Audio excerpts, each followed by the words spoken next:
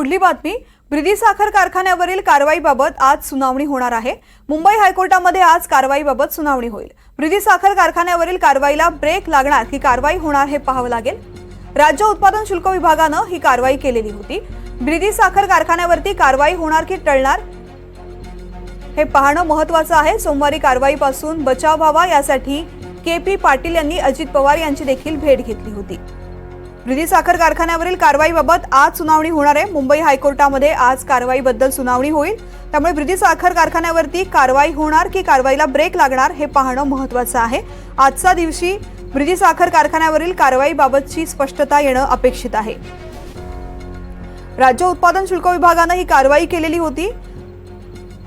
या संदर्भामध्ये अजित पवारांची सुद्धा भेट घेण्यात आलेली होती। सोमवारी कारवाईपासून बचाव व्हावा यासाठी के.पी. पाटील यांनी अजित पवार यांची भेट घेतली आहे।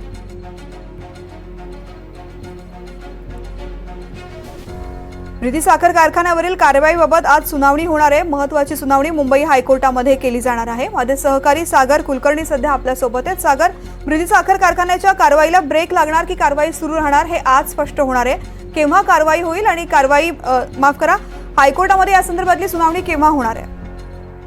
आज सुनावणीची तारीख देण्यात आलेली आहे। एक नंतरनं माननीय न्यायमूर्ती समोर या संदर्भामध्ये आता आज विषय असा आहे की जे कारवाईचं आदेश दिलेले आहे विभागाच्या वतीने त्याला तात्पुरती स्थगिती देईल। कारवाई थांबवण्याच्या सूचना केल्या जात आहेत का, कोर्ट अजून काही भूमिका मांडते का याकडे लक्ष आहे। पण विधानसभेच्या दृष्टिकोनातून आपणावर अशा स्वरूपाची कारवाई केल्याचा दावा के.पी. पाटील यांनी केला आहे।